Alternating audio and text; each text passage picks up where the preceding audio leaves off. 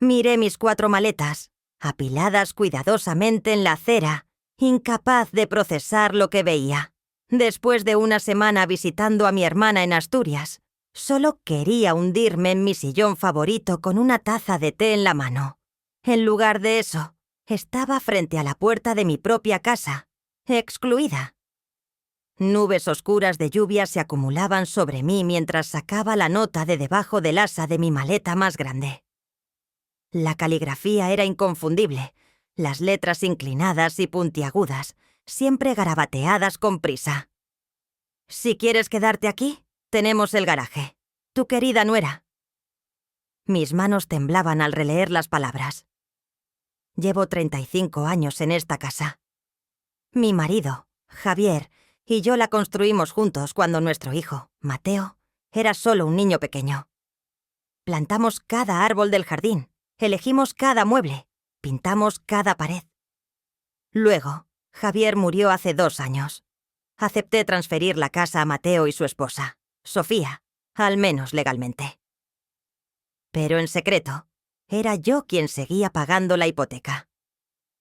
Cogí mi móvil y llamé al banco antes de que el taxi se marchara.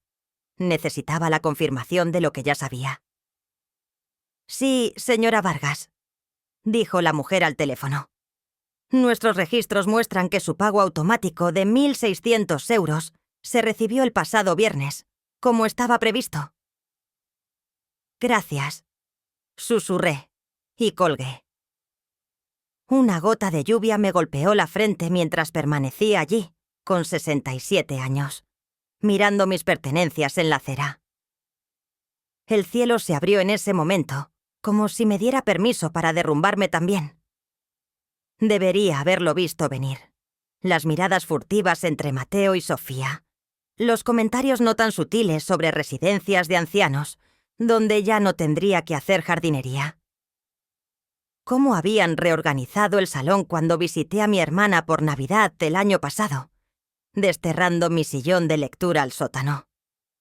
Pequeñas cosas que, al final, no eran tan pequeñas. La puerta del garaje no estaba cerrada. Dentro, un colchón doble se apoyaba contra la pared, junto a una pequeña mesita de noche y una lámpara.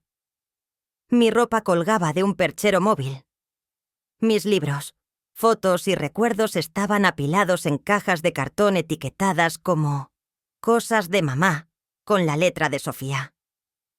Me dejé caer en el colchón, el frío suelo de hormigón bajo mis pies. A través de la pequeña ventana, podía ver la casa donde había criado a mi hijo, enterrado a mi marido y, aparentemente, perdido mi lugar en el mundo. Mi móvil vibró con un mensaje de Mateo. «Mamá, necesitamos el espacio.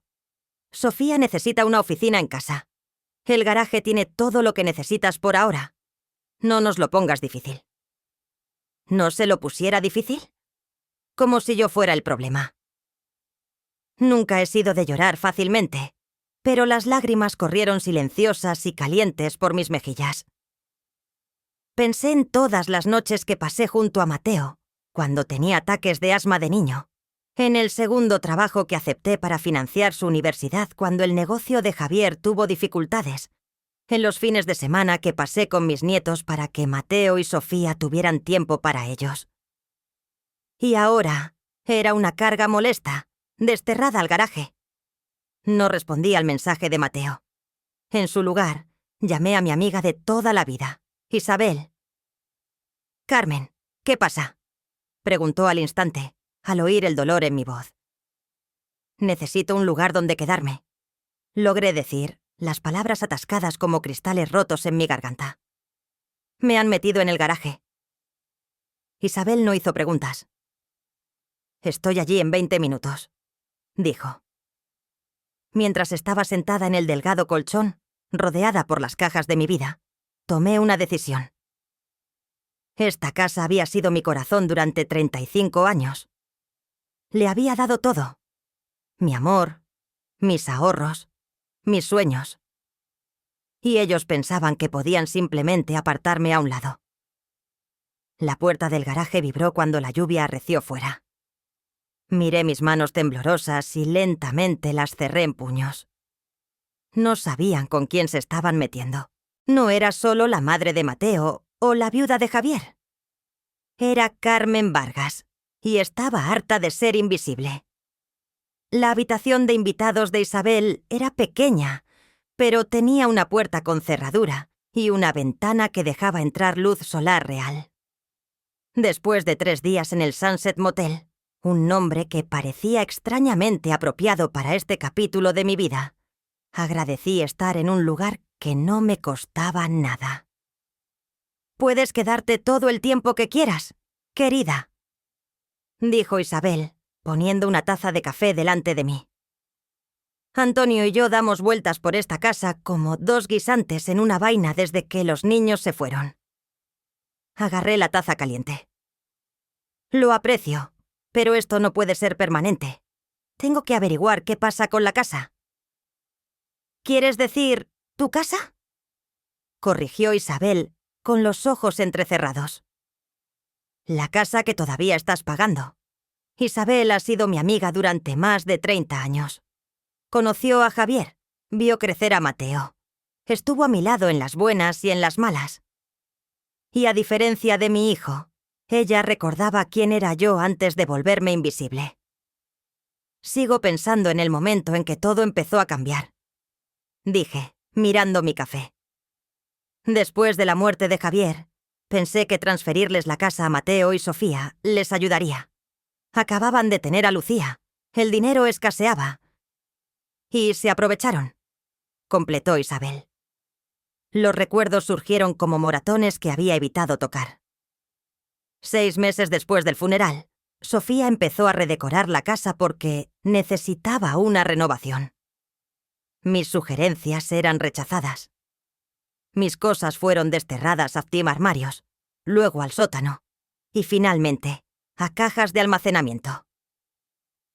¿Sabes lo que dijo Sofía cuando protesté porque quería tirar el equipo de pesca de Javier?, pregunté. Dijo: «Tenemos que mirar hacia adelante, no vivir en un museo». Como si los recuerdos de mi marido fueran solo trastos que había que limpiar. Isabel extendió la mano sobre la mesa y apretó la mía. «¿Y Mateo? ¿No te defendió?». Me reí amargamente. Mateo dijo que yo estaba siendo difícil, que necesitaba adaptarme a la nueva normalidad. El control fue tan gradual que apenas me di cuenta. Primero se apoderaron de la cocina, criticando mi forma de cocinar. Luego vinieron las quejas. Mis programas de televisión eran demasiado ruidosos. Mis amigos venían de visita con demasiada frecuencia. Mi jardín ocupaba demasiado espacio en su jardín. Cada concesión mía solo los envalentonaba más.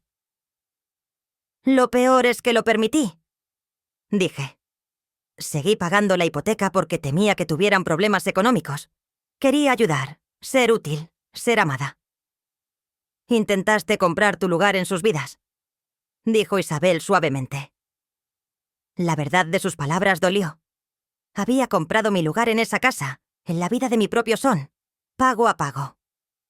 Mi móvil vibró con un mensaje de Mateo. «Mamá, ¿cuándo vienes a por el resto de tus cosas? Necesitamos convertir el garaje en una sala de juegos para Lucía». Le enseñé el mensaje a Isabel. «Ese pequeño ingrato», siseó. «Carmen, hay algo que debes saber. No quería decírtelo porque sabía que te dolería, pero mereces la verdad». Se me encogió el estómago. «¿Qué?». El mes pasado, en el club de lectura, Sofía estaba allí. Había tomado un par de copas de vino y empezó a hablar de sus planes. Quieren vender la casa y comprar una nueva en la Sierra de Madrid. Las paredes parecieron inclinarse. «¿Vender mi casa?». «Ellos creen que es su casa», dijo Isabel en voz baja. «Y legalmente, lo es. Pero moralmente, esa es otra historia». Pensé en los 35 años de recuerdos grabados en esas paredes. Javier y yo llevando al pequeño Mateo a casa, fiestas de cumpleaños, mañanas de Navidad, el jardín que Javier plantó para nuestro 20º aniversario, los últimos alientos de Javier en nuestro dormitorio, rodeado de la vida que habíamos construido juntos, y ellos lo venderían todo a extraños sin pestañear. ¿Qué hago?, susurré. Los ojos de Isabel se endurecieron con determinación. Primero, dejas de pagar su hipoteca. A ver qué tan rápido cambian sus planes cuando llame el banco. Segundo, hablas con mi sobrino, David. Es abogado y se especializa en los derechos de las personas mayores. Tiene que haber una vía legal.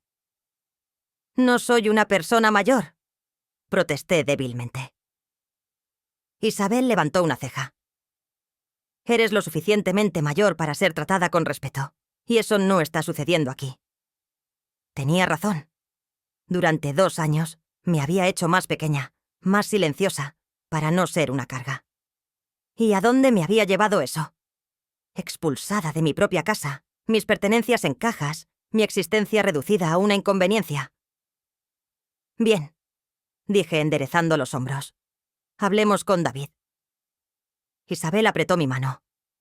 Esa es mi chica. Y Carmen, no olvides quién eres. No eres solo la madre de Mateo o la viuda de Javier. Eres Carmen Vargas. Es hora de que todos lo recuerden. Por primera vez desde que encontré mi equipaje en la acera, sentí una chispa de esperanza. O quizás era determinación. De cualquier manera, no me rendiría sin luchar. David, el sobrino de Isabel, no era lo que esperaba. Con sus vaqueros y su camisa arrugada, parecía más un profesor universitario que un abogado. Pero sus ojos eran agudos mientras revisaba los documentos de la hipoteca que le había llevado. Así que has estado pagando por una casa que ya no está mía a tu nombre, dijo frunciendo el ceño. Y tu hijo y tu nuera viven allí sin pagar alquiler mientras planean venderla. Para ser franco, suena despreciable. Sí, dije, mis mejillas ardiendo de vergüenza. ¿Cómo dejé que llegara a esto? ¿Te desterraron al garaje? Asentí. ¿Tienes opciones?, dijo David. El acuerdo financiero podría considerarse un contrato verbal. Como mínimo, podrías demandar para recuperar los pagos de la hipoteca que has hecho desde que se transfirió la propiedad. Isabel, que había estado inusualmente callada, intervino. Primero tiene que enfrentarse a ellos, hacerles entender lo que han hecho. David parecía escéptico, pero yo sabía que Isabel tenía razón. Antes de emprender acciones legales contra mi propio hijo, tenía que darle una última oportunidad de hacer lo correcto. Así que, al día siguiente, me encontré en el porche de mi casa, con el corazón palpitante mientras llamaba al timbre. Había vivido en esta casa antes de que naciera Mateo, y ahora era una visitante que pedía permiso para entrar. Sofía abrió la puerta, su sorpresa rápidamente cubierta por una sonrisa forzada. «Oh, no te esperábamos». «Necesito hablar con vosotros», dije, mi voz más tranquila de lo que me sentía. Dudó. Luego se hizo a un lado. «Claro, entra». El salón había vuelto a cambiar desde que me fui. Mi lámpara de lectura había desaparecido, reemplazada por una moderna lámpara de pie que no reconocía. Las fotos familiares que yo había dispuesto en la repisa de la chimenea estaban reorganizadas, faltando algunas de las fotos de Javier. Mateo salió de la cocina, secándose las manos en un paño de cocina. «Mamá, ¿qué haces aquí?» «Estoy aquí para hablar de la casa», dije. «Isabel me ha contado que queréis venderla». Sus miradas intercambiadas lo confirmaron todo. «Íbamos a decírtelo», dijo Mateo, sin mirarme a los ojos. «Cuando todo estuviera cerrado». «¿Cerrado?», repetí. «Esta ha sido mi casa durante 35 años. Tu padre y yo la construimos. Te criamos aquí». Sofía suspiró teatralmente. «Carmen, entendemos que estés apegada emocionalmente, pero tenemos que hacer lo que es mejor para nuestra familia ahora». «¿Vuestra familia?», repetí. «¿Y qué soy yo?». Un silencio incómodo se instaló. Mamá, dijo finalmente Mateo, con un tono condescendiente. Nos transferiste la casa. Agradecemos todo lo que has hecho, pero ahora es nuestra propiedad. Nosotros decidimos qué pasa con ella. Respiré hondo. He estado pagando la hipoteca durante los últimos 2 años. 1.600 euros cada mes, desde mi cuenta, para mantener un techo sobre vuestras cabezas. Otra mirada entre ellos. Lo sabían. «Esa fue tu decisión», dijo Sofía fríamente. «Nunca te lo pedimos». Mis manos empezaron a temblar. Lo hice para ayudaros, porque eso es lo que hace la familia. Y estamos agradecidos, dijo Mateo, aunque su tono sugería lo contrario. Pero eso no cambia la situación legal. La casa es nuestra. Así que mis 35 años aquí, mi apoyo financiero, mi papel en esta familia, ¿nada de eso cuenta? Mateo se encogió de hombros, incómodo, pero no conmovido. Mamá, estás haciendo esto más dramático de lo que es. Podemos ayudarte a encontrar un bonito apartamento para mayores. No necesito un bonito apartamento para mayores. Espeté. Necesito que mi hijo muestre algo de decencia y respeto. Sofía se adelantó, su sonrisa melosa. Oh, creo que estás alterada. Quizás deberíamos continuar esta conversación en otro momento. Fue entonces cuando lo supe. Realmente supe que no había forma de arreglar esto. El hijo que había criado, a quien amaba con todo mi corazón, se había ido. En su lugar había un extraño que me veía como nada más que una obligación, un problema que resolver. He detenido los pagos automáticos de la hipoteca, dije en voz baja. La expresión de Mateo cambió al instante. ¿Qué? Si queréis vender mi casa, tendréis que pagarla vosotros mismos. No podemos, soltó Sofía, su voz estridente. ¿Y nuestro historial de crédito? ¿Tenemos planes? Sí, dije. He oído que la Sierra de Madrid es preciosa en esta época del año. El rostro de Mateo se ensombreció. Mamá, esta casa fue un regalo de papá para mí. Lo sabes. Nunca fue realmente tuya. Esas palabras me golpearon como un puñetazo. Nunca realmente tuya. 35 años de mi vida, descartados en 5 palabras. Entiendo, dije, mi voz apenas audible. Entonces supongo que no hay nada más que discutir. Me di la vuelta, mis piernas temblorosas. En la puerta me detuve y miré hacia atrás a mi hijo, que ya no me veía. Tu padre se avergonzaría de ti, Mateo. Y por primera vez, yo también. Salí y cerré la puerta suavemente detrás de mí. El aire fresco de la primavera enfrió mis mejillas calientes mientras caminaba por la entrada, alejándome de la casa que nunca había sido realmente mía. Algo dentro de mí se rompió ese día. Pero algo más fuerte, se forjó en su lugar. ¿Qué has hecho?, preguntó Isabel, su taza de café suspendida ante sus labios. He detenido los pagos, repetí, todavía en shock por mi propia audacia. Les he dicho que si quieren vender la casa, tendrán que pagarla ellos mismos. Isabel dejó su taza con un decidido chasquido. Bien hecho. David, que había insistido en estar con nosotros después de mi confrontación, parecía menos entusiasmado. Es un buen primer paso, pero tenemos que protegerte legalmente. Si tu nombre ya no está en la escritura, podrías ser responsable de los pagos pendientes sin tener ningún derecho sobre la propiedad. La oleada de adrenalina que me había impulsado durante la confrontación se desvaneció y la duda se instaló. ¿He cometido un terrible error? No, dijo Isabel con firmeza. Finalmente te has defendido.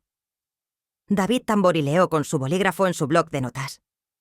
Seamos estratégicos. Mañana hablaré con el banco y aclararé la situación. Mientras tanto, necesitas reunir todas las pruebas que demuestren que has estado haciendo esos pagos. Asentí, pensando en los meticulosos registros financieros que Javier me había enseñado a llevar. Al menos tenía eso. ¿Qué hay de mis cosas? ¿La casa? Pregunté. Isabel enderezó los hombros. Iré contigo a recogerlas. Si ponen problemas, todavía sé cómo blandir un bate de béisbol de mis días en la liga juvenil. A pesar de todo, tuve que reírme. Isabel siempre había sido una protectora feroz, incluso en la escuela, cuando se enfrentaba a las niñas que se burlaban de mi ropa de segunda mano. No sé qué haría sin vosotros dos, dije, mi voz temblorosa. David me cogió la mano. No estás sola, señora Vargas. Nos aseguraremos de que nadie vuelva a aprovecharse de ti. A la mañana siguiente recibí una llamada del Banco Popular. Con el corazón encogido, contesté, esperando preguntas sobre los pagos de la hipoteca pendientes. Señora Vargas, soy Daniel Romero, del Departamento de Hipotecas, dijo el hombre. Hemos recibido una consulta para discutir la situación de su propiedad en la calle del Arce. Sí, eso creo, confirmé. Entiendo que ha estado pagando por una propiedad que ya no estaría a su nombre. Nuestros registros muestran pagos continuos desde su cuenta durante los últimos 26 meses. Sí, dije, pero he decidido detener esos pagos. Hubo una pausa. Señora Vargas, normalmente no hago esto, pero ¿estaría dispuesta a venir a la sucursal para discutirlo? Puede que haya opciones que no ha considerado. 2 horas más tarde, estaba sentada frente a Daniel, un hombre amable de la edad de Mateo, que me explicó algo llamado hipoteca equitativa. En resumen, al hacer pagos continuos de la hipoteca de una propiedad de la que no me beneficiaba, podría haber establecido un interés en la propiedad, incluso sin estar en la escritura. Una chispa de esperanza se encendió en mi pecho. ¿Qué significa eso exactamente?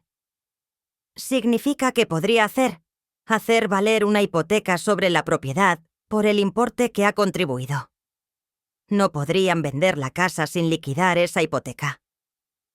Por primera vez desde que encontré mi equipaje en la acera, sentí que recuperaba un poco de control. Una cosa más, dijo Daniel, su voz bajando de tono. Su hijo llamó esta mañana, muy alterado por el pago pendiente. Parece que no entiende cómo funcionan las hipotecas. Eso no me sorprendió. Mateo siempre había dependido de otros para manejar los aspectos prácticos de la vida. Primero de Javier y de mí, ahora de Sofía, y aparentemente de mis pagos mensuales. ¿Qué le dijo? Que un pago pendiente podría afectar su historial de crédito y a largo plazo llevar a una ejecución hipotecaria, dijo Daniel. No se lo tomó bien. Como si fuera una señal, mi móvil vibró con un mensaje de Mateo. Mamá, tenemos que hablar de la hipoteca lo antes posible. Le enseñé el mensaje a Daniel. ¿Qué quiere hacer, señora Vargas? Preguntó. Era una pregunta sencilla, pero nadie me la había hecho en años. ¿Qué quería yo? No solo con respecto a la casa, sino para mi vida. Pensé en la confrontación con Mateo y Sofía, en su descarte casual de mis contribuciones, su suposición de que seguiría financiando sus sueños mientras me desterraban al garaje. Quiero lo que es mío por derecho, dije, sorprendida por la decisión en mi voz. Daniel asintió, con respeto en su mirada. Entonces, haremos que sea posible. Esa tarde, armada con la información de Daniel y el consejo legal de David, di otro paso inesperado en mi nueva vida. Solicité un trabajo. El letrero de «Se necesita ayuda» en la ventana del Café de las Rosas había llamado mi atención mientras volvía a casa de Isabel. ¿Quieres ser camarera?, preguntó Isabel cuando se lo conté, riendo. Fui camarera durante toda la universidad, le recordé. Y necesito mis propios ingresos, mi propia vida. No puedo quedarme en tu habitación de invitados para siempre. Isabel lo consideró. Bueno, el Café de las Rosas tiene los mejores pasteles de la ciudad. 2 días después, tuve mi primer turno. Me dolían los pies, me dolía la espalda al final del turno, pero las propinas en mi bolsillo eran mías, ganadas con mis propias manos. Esa simple satisfacción era algo que no había sentido en años. Cuando volví a casa de Isabel, agotada pero extrañamente vigorizada, tenía 6 llamadas perdidas de Mateo en mi móvil. Escuché el primer correo de voz. Mamá, el banco llamó por la hipoteca. Mencionaron algo sobre una hipoteca. ¿Qué estás haciendo? Llámame de inmediato. Borré el mensaje sin escuchar los demás. Esta vez, Mateo tendría que esperar a que me conviniera a mí, no al revés. Isabel me trajo una copa de vino y se sentó a mi lado en el columpio del porche. ¿Cómo te sientes?, preguntó suavemente. Lo consideré mientras veía la puesta de sol teñir el cielo de rosa y oro. Siento como si finalmente me hubiera despertado, dije. Como si hubiera estado sonámbula desde que murió Javier. ¿Y ahora?, preguntó Isabel. Ahora vuelvo a ser yo, terminé. Levanté mi copa para brindar. Por Carmen Vargas, encantada de conocerla por fin. Después de 3 semanas en el Café de las Rosas, había encontrado una rutina que me resultaba sorprendentemente agradable. Mis propinas eran modestas pero constantes, y el trabajo físico me mantenía ocupada. Más importante aún, tenía un propósito de nuevo, un lugar al que pertenecer, gente que contaba conmigo. Una vida que era enteramente mía. Por eso, ver a Mateo de pie, torpemente junto al mostrador, me sobresaltó. «Mamá», dijo, su voz más suave de lo que la había oído en años. «¿Podemos hablar?» Rosa, la dueña, me lanzó una mirada. «Tómate 15 minutos si los necesitas». Sonrió. Llevé a Mateo a un rincón, lejos de mis clientes habituales, que para entonces eran casi como amigos. «Te ves diferente», dijo examinando mi delantal. «Soy diferente», respondí. Mateo se movió incómodo. «Mamá, sobre la casa». «No voy a discutir eso aquí», interrumpí. «Si por eso estás aquí, estás perdiendo el tiempo». «Por favor», dijo un atisbo de desesperación en su voz. «Sofía y yo estamos en problemas. El banco ha llamado, y nuestros historiales de crédito están sufriendo por el pago pendiente». Contemplé a mi hijo. Su reloj caro, su pelo cuidadosamente peinado, el sutil aroma de su colonia. Todo en él irradiaba derecho y comodidad, una vida protegida por los sacrificios de otros. «¿Qué quieres de mí, Mateo?». Se inclinó hacia adelante. «Necesitamos que nos ayudes a reanudar los pagos hasta que podamos vender la casa». Su descaro casi me hizo reír. «¿Y qué gano yo con eso?». «Nos aseguraremos de que estés bien cuidada», dijo, como si me estuvieras haciendo un gran favor. «Hay una estupenda comunidad de jubilados en la zona oeste. Para», dije levantando una mano. «No tengo ningún interés en que me cuiden. Me he cuidado a mí misma, y a ti, durante años». El rostro de Mateo se tensó. Su máscara de calma se deslizó. «Sé razonable. No puedes seguir trabajando aquí». Hizo un gesto de desdén hacia el café. «Tienes casi 68 años». «Tengo 67», corregí. «Y estoy bien». «Bien», dijo. «¿Qué quieres?» «Quiero mi casa de vuelta». Parpadeó. Luego se rió nerviosamente. «Eso es imposible. Ya hemos hecho una oferta por la casa en la Sierra de Madrid». «Ese no es mi problema», dije. La expresión de Mateo se ensombreció. «Será tu problema si quieres tener una relación con tu nieta, o con nosotros». La amenaza colgaba, fea y descarada, entre nosotros. Mi propio hijo, usando mi amor por su hija como palanca. «¿Me estás amenazando con alejarme a Lucía?». Tuvo la decencia de parecer ligeramente avergonzado, pero se mantuvo firme. Solo digo que las familias tienen que apoyarse mutuamente. Sofía y yo tenemos un plan para nuestro futuro, y tú te estás interponiendo. ¿Cómo me interpuse cuando pagué su universidad? ¿Cuando cuidé de Lucía cada fin de semana para que él y Sofía tuvieran tiempo para ellos? ¿Cuando les transferí la casa y seguí pagando la hipoteca para que pudieran ahorrar para el barco que compraron el verano pasado? Eso no es justo, dijo Mateo, con el rostro rojo de ira. No, asentí. No lo es.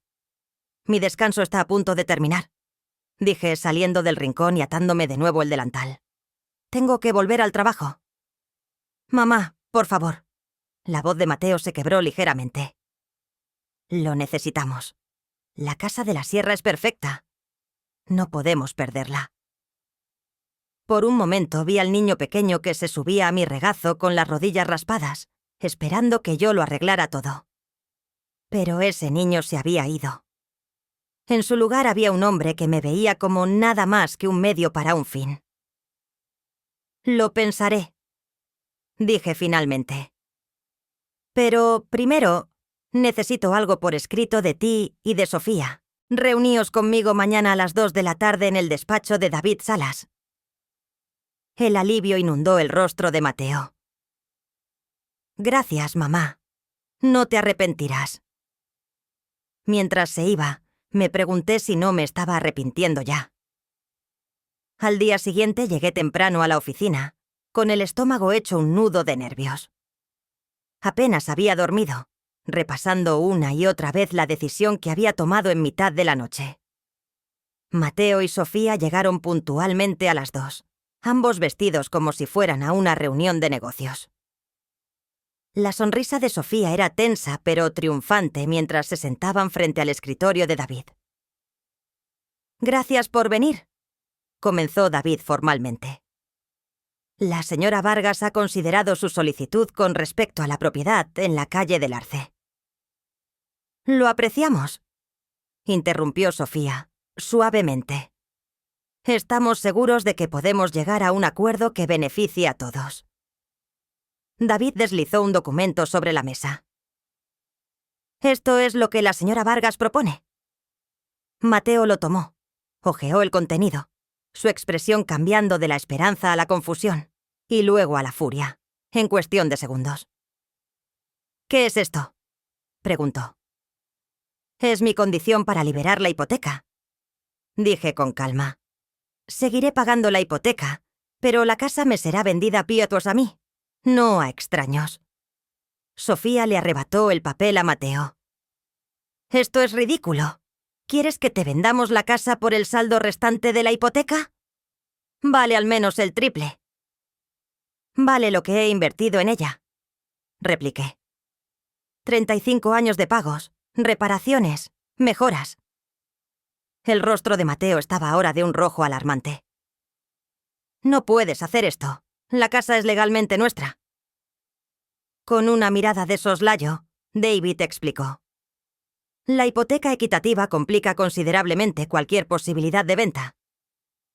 Lucharemos contra esto, dijo Sofía, su voz gélida. Contrataremos a nuestro propio abogado. Asentí, esperando esa respuesta. Podéis intentarlo, pero el proceso legal llevará tiempo. Meses, quizás años. Vuestros historiales de crédito seguirán sufriendo. Y la casa de vuestros sueños en la sierra será comprada por otra persona. Esa verdad golpeó con fuerza. Mateo y Sofía se habían excedido, contando con una venta rápida de mi casa para financiar su ascenso. ¿Planeaste esto desde el principio?, me acusó Mateo, su voz apenas un susurro. ¿Desde que nos desterraste al garaje? No, dije suavemente. Solo recientemente he dejado de permitir que se aprovechen de mí. Sofía se levantó bruscamente. Necesitamos discutir esto en privado. Cuando se fueron, David me asintió con aprobación. Está haciendo lo correcto, señora Vargas. No estaba tan segura. La mirada de traición en los ojos de Mateo me perseguía. ¿Me había vuelto tan calculadora y fría como ellos? Antes de que pudiera seguir pensando, la puerta de la oficina se abrió. Mateo y Sofía regresaron, sus rostros severos pero resignados. «Aceptamos tu oferta», dijo Mateo rígidamente. «Pero espero que entiendas lo que esto significa para nuestra relación». Miré a mi hijo directamente a los ojos. «Lo entiendo. Y espero que tú entiendas algún día lo que significó poner mi equipaje en la acera. La primera noche de vuelta en mi casa, no pude dormir. Vagué de habitación en habitación, tocando las paredes familiares, pasando la mano por el marco de la puerta donde habíamos marcado la altura de Mateo cada año. En la cocina, donde Javier y yo habíamos bailado en nuestro 30º aniversario de bodas, me quedé quieta. Habían pasado 3 meses desde la confrontación en el despacho de David. 3 meses de trámites legales, conversaciones tensas con Mateo y Sofía mientras se mudaban a regañadientes y la lenta reconstrucción de mi vida. La casa era a la vez familiar y extraña. Sofía había pintado algunas habitaciones de un gris y blanco moderno. Los cálidos amarillos y azules que Javier y yo habíamos elegido habían desaparecido. La cocina había sido renovada con electrodomésticos elegantes e impersonales, pero bajo los cambios estéticos, los cimientos de la casa seguían ahí. El crujido del tercer escalón de la escalera, la forma en que la luz del sol entraba por la ventana arqueada por la tarde, la ligera inclinación del suelo en el pasillo de arriba, que Javier nunca llegó a arreglar. En el dormitorio principal, ahora vacío excepto por la cama que había traído de la habitación de invitados de Isabel, me quedé quieta. Esta habitación, donde Javier y yo habíamos compartido nuestra vida, donde él había dado su último aliento, se sentía de alguna manera sagrada. «Estoy en casa», susurré, como si pudiera oírme. El silencio que respondió no fue solitario, sino pacífico. Por primera vez en años, estaba exactamente donde debía estar. A la mañana siguiente, sonó el timbre mientras desempaquetaba mi modesta vajilla. Abrí la puerta y encontré a Isabel, de pie con una olla y una botella de vino. «Fiesta de inauguración», anunció entrando en la cocina. «Aunque técnicamente es más bien un regreso». Me reí y la seguí. Se siente como ambas cosas, para ser honesta. Isabel dejó sus regalos en la encimera e inspeccionó la cocina. «Dios mío, ¿qué le hizo esta mujer a tus preciosos muebles de roble?» «Los pintó de gris y cambió todos los pomos por algo llamado níquel cepillado», dije. «Aparentemente, el roble está pasado de moda». Isabel resopló. «¿Sabes lo que está pasado de moda? Echar a tu propia suegra a la calle». Ambas reímos, aunque el dolor detrás del humor persistía. «¿Has sabido de ellos?», preguntó Isabel, mientras me ayudaba a desempacar. Negué con la cabeza. «Desde el cierre, Mateo ha dejado claro que elegí la casa por encima de ellos». «Eso no es lo que pasó, y lo sabes», dijo Isabel con firmeza. «Elegiste el autorrespeto. Es una diferencia». No estaba segura de que Mateo lo viera así alguna vez, pero yo había aceptado mi decisión. La alternativa, seguir permitiendo que se aprovecharan de mí mientras me trataban como una nota al margen, ya no era una opción. «Bueno», dijo Isabel, abriendo la botella de vino, «por los nuevos comienzos». Brindamos. Y sentí una oleada de gratitud por la mujer que siempre había estado ahí para mí, cuando mi propia familia no lo estuvo. Las semanas siguientes trajeron un ritmo constante a mis días. Por las mañanas, en el Café de las Rosas. Por las tardes, me dedicaba a la lenta tarea de restaurar la casa para hacerla mía de nuevo. No tenía dinero para reemplazar todos los muebles modernos de Sofía, pero podía añadir toques que aportaran calidez. Cojines de colores, fotos familiares de vuelta en la repisa de la chimenea, el equipo de pesca de Javier colgado con orgullo en el estudio. Un sábado por la mañana, mientras plantaba bulbos de tulipán en el jardín delantero, Un coche familiar entró en la entrada. Mi corazón dio un vuelco cuando Mateo se bajó, deteniéndose torpemente en el borde del jardín. «Las flores se ven bien», dijo. Asentí, sin fiarme de mi voz. «A papá siempre le gustaron los tulipanes», continuó contemplando el jardín. «Recuerdo cómo los plantaba cada otoño. Me limpié la tierra de las manos». «¿Qué te trae por aquí, Mateo?» Se movió incómodo de un pie a otro. «Nosotros... Bueno, no pudimos comprar la casa de la sierra. Eso no me sorprendió. Presumiblemente, su historial de crédito había sufrido demasiado por los pagos de la hipoteca pendientes». «Lo siento», dije, y lo decía en serio, a pesar de todo. Mateo miró sus zapatos, sus caros mocasines ahora cubiertos de tierra de jardín. «Hemos encontrado un apartamento en su lugar. Es pequeño, pero supongo que nos ha dado algo de perspectiva». Esperé, sintiendo que había más por venir. «Sofía está embarazada de nuevo», dijo finalmente. «Gemelos. Nacen en enero». «Felicidades», dije en voz baja, preguntándome si esta noticia debía dolerme, recordarme lo que me estaría perdiendo. Mateo me miró a los ojos por primera vez. «Lucía pregunta por ti. No entiende por qué ya no vamos a visitarte». Un dolor agudo y dulce me atravesó el corazón. Echaba de menos a mi nieta terriblemente. «Siempre es bienvenida aquí», dije. «Tú también». Mateo asintió. Luego dudó. «Mamá, he estado pensando en todo lo que pasó». Contuve la respiración, sin atreverme a esperar una verdadera comprensión. «No digo que hiciéramos todo bien», continuó, eligiendo sus palabras con cuidado. «Pero pusiste la casa por encima de la familia. No sé si puedo perdonar eso». Mi efímera esperanza se desvaneció. Todavía no lo entendía. «No elegí la casa, Mateo», dije suavemente. «Elegí no ser borrada. Es una diferencia». Frunció el ceño, claramente en desacuerdo. «De todos modos, pensé que debías saber lo de los bebés. Y quizás Lucía pueda venir a verte a veces, si te parece bien». No era una disculpa, ni de lejos. Pero era una pequeña apertura, una diminuta brecha en el muro entre nosotros. «Me encantaría»,